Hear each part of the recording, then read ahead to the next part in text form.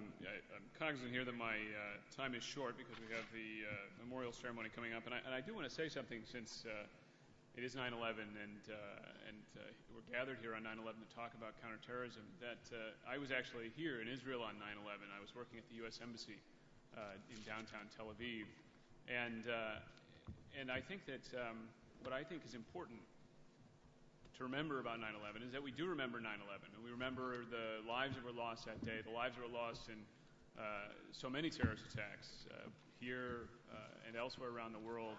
We remember that we still have troops fighting in Afghanistan, in many ways as a result of the threats posed by Al-Qaeda and other such groups.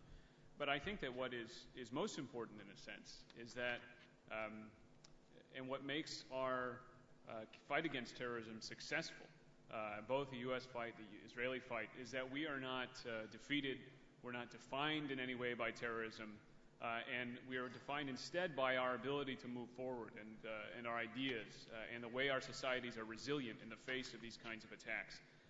And these terrorist groups can't do anything about that, frankly. And I think that it speaks to the strength of our societies. Let me talk about Iran, and I'll say that, as Jonathan mentioned, I did used to teach at Harvard, and this group reminds me of Harvard because it's like one person in each row in a big room. And I would usually force my Harvard students to kind of move together. I'm not going to do that to you guys here because I know everyone's tired, but it does remind me of that. I don't like giving formal speeches, and so I'm going to just talk informally about Iran. I like to think about foreign policy problems, national security problems, in terms of American interests. And I think here American interests and Israeli interests have quite a bit of overlap. And I think what you see when you look at Iran in terms of American interests is that Iran poses a challenge to American interests really across the board. You see that Iran is a threat to regional stability, in that it interferes in a negative way in regional issues such as Syria and Lebanon, Iraq, Yemen, Bahrain, and elsewhere, as part of its own security strategy in the region. You see that it supports terrorism in the region. And a couple of my fellow panelists have already addressed Iran's support for terrorism in the United States, in South America, quite far afield. It supports terrorist groups who have committed terrorist attacks here in Israel. Iran also threatens the stability of major shipping lanes, the Strait of Hormuz, for example. These are all threats to the interests of the United States, and that's why we're concerned about Iran, and particularly about Iran's pursuit of a nuclear weapon. And I'll say that I don't think, and I think it's actually quite important that we remember that Iran is not just a non-proliferation challenge. I think it was maybe Abe who exhorted us not just to think about or focus on the nuclear question, and I think that's quite right. Iran poses a much broader threat, a much broader challenge to our interests than just the nuclear program. But I think we have to start with the nuclear program because that's the most urgent and imminent threat to our interests that Iran poses right now. I want to talk about three paradoxes that Iran poses for the United States, for U.S. policy, for Israeli policy. And I'm going to go through these quickly because we have limited time. The first paradox is one that deals more with us, in that we keep offering Iran more incentives, better offers, better deals to give up its nuclear program. And yet Iran keeps expanding and even accelerating its nuclear program. So there's a sort of vicious cycle here in a sense. We offer more, they end up doing more. We have given them more time. We talk a lot about the actions that we've taken through sanctions and other actions to delay Iran's nuclear program. We forget that we've also, in a sense, given that time back to Iran through round after round of fruitless negotiations, through delays in the Security Council when we're seeking these unanimous resolutions on Iran. And it's not that those things are not the right things to do, not that they were the wrong actions to take, but we need to bear in mind that whatever time we have gained in this struggle against Iran's nuclear weapons progress, we've given back through these things by not accomplishing much through these channels.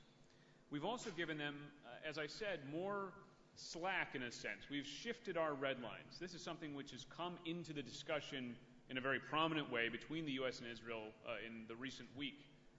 We initially insisted that Iran not spin centrifuges. Then when they were spinning centrifuges, we insisted that Iran stop, that it freeze its enrichment. And now in the latest offers made to Iran by the P5+1, what you see is it's a limited enrichment demand. Stop the 20% and continue, in a sense, to 3.5%. I think that this dynamic is dangerous. You now have a U.S. red line, which is that Iran should not have nuclear weapons, which implies or suggests that, in fact, Iran could get all the way up to that threshold without crossing the U.S. red line. You have a very different Israeli red line, still a vague red line. I think Defense Minister Barak put it that Iran should not enter or cannot be allowed to enter this so-called zone of immunity, some point at which Iran's nuclear program expands beyond the reach of Israeli military capacity. And I think what you see today is Iran exploiting this difference, trying to get into a different zone, as it were, that is short of that U.S. red line and yet beyond the Israeli zone of immunity. You look at the latest IAEA report, and it's clear that they've accelerated their activities in Fordo, they've accelerated their activities at Natanz, and they're pushing forward in the absence of any progress on this. I think we shouldn't be surprised by this, because having yielded on so many red lines in the past, not only on Iran but on, say, North Korea as well, our red lines probably lack credibility in the eyes of the Iranian regime. And we've also conditioned the Iranian regime to believe that whatever deal we're offering now, a better one is around the corner. And I think that's a dangerous precedent to have set. So what can we do about this? I think we need clear but also unified U.S.-Israeli red lines for the Iranians. I think it needs to be clear to them that we'll stop them well short of having a nuclear weapon, not simply at the threshold of a nuclear weapon, at which point the time may frankly be too short to react to a decision to break out by the Iranian regime. I think we need to stop offering more generous deals to the Iranians and in fact need to pull back our red lines to where they were before. Zero enrichment, no uranium stocks, dismantling of the Fordo facility. And that doesn't mean that we shouldn't engage in contacts with the Iranians, bilateral, multilateral, what have you. But it means that those contacts shouldn't always go along with a new deal. I don't think we should offer a new deal until we've created the right environment for the Iranians to accept the deal. And that environment has to come with more pressure.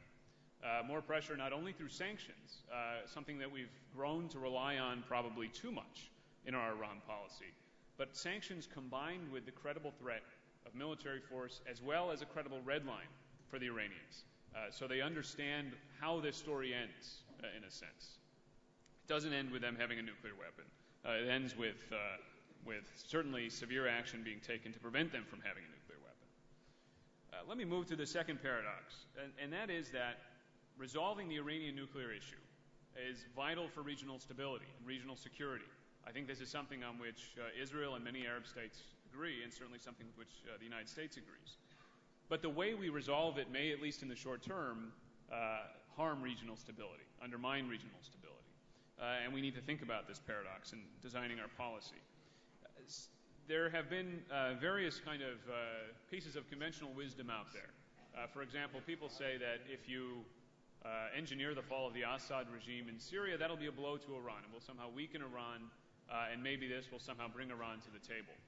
Others have said that, well, if you solve the Israeli-Palestinian issue, that will weaken Iran in the region, and that will in turn bring them to the negotiating table. I don't think that either one of these things is fundamentally correct.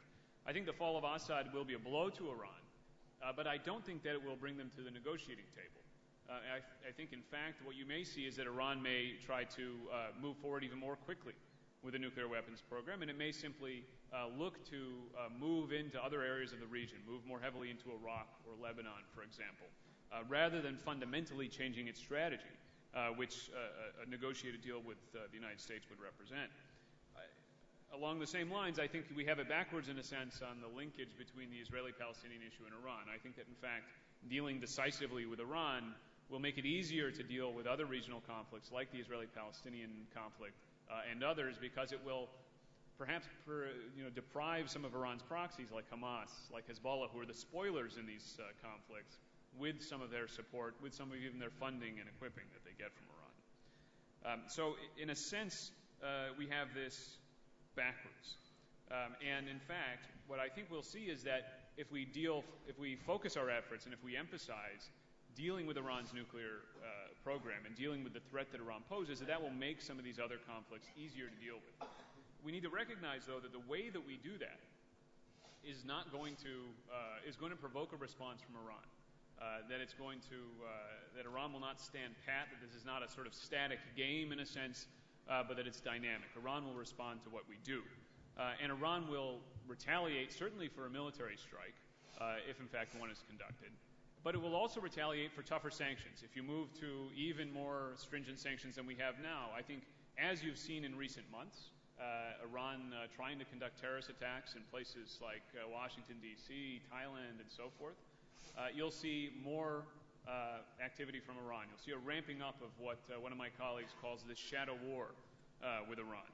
And I think that will include terrorism. It'll include support for proxies. I think it'll include trying to create distractions like what's going on in Syria to enhance its own deterrence, to deter us, as it were, to prevent us from moving farther against it. There's no easy solution, I think, to this paradox.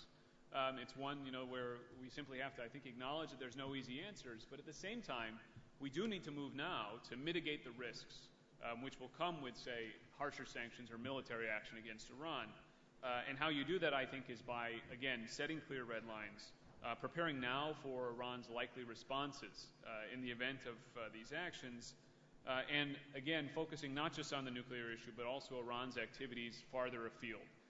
For example, preventing Iranian weapons from flowing to Hezbollah and other proxies. Let me talk about the third paradox now, which is that while Iran does not want better relations with the United States, we want better relations with Iran. This is something which I think is not always well understood in the Iran policy community, because we often hear talk of a grand bargain with Iran, of better relations with Iran, of making a deal with the Iranians that would somehow solve all of our issues at once. But I think this reflects a misunderstanding of the Iranian regime. It also reflects a misunderstanding of history. Because while in 2008 and since, people have talked about engagement as though it's something new. In fact, every president of the United States, since Jimmy Carter onward, has tried to engage with the Iranians, has tried to engage with the Iranian regime. Carter, Reagan, Bush 41, Clinton, as well as President Bush, number 43, as well as President Obama, all have tried engagement with the Iranian regime, and it hasn't gone anywhere. We've achieved perhaps from time to time limited tactical gains, but it's never proven an opening to broader relations with Iran. And I think that we need to ask ourselves, well, why is this? And I think it's because the problem is not how to engage with Iran, but how to get Iran to want to engage with us. Because for the Iranian regime, better relations with the United States represent a threat. It represents a threat to the regime's ideology. The regime rests upon an ideology of anti-Americanism as well as anti-Israeli ideology because it has a need, like so many authoritarian regimes, to create an external enemy.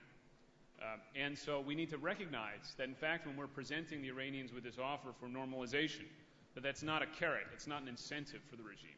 In fact, it represents a threat.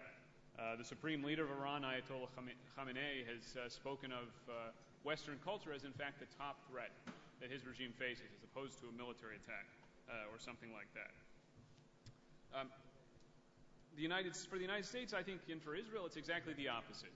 We have nothing to fear from engagement. In fact, we've embraced the diplomatic approach. We've embraced engagement. We haven't really seen much coming from that. We don't shy away at all from better relations with Iran, but in fact, I'd say that's the end goal of American policy. That's the end goal of Western policy. Because I don't think you'll have peace in this region just by dealing with the nuclear issue, as I said. I think you'll only have that when we can have a fundamentally different relationship with Iran. And in this sense, there's a sort of another paradox here which goes along with this, which is that we, and I think the Iranian people, have the same goal. Because Iran's domestic policy rests upon repression of its own people. And Iran's regional policy rests upon creating instability and using the threat of force to get what it wants. And so in a sense, we and the Iranian people both face the same challenge, which is dealing with this particular regime. So I'm going to stop there, and I thank you all for your attention.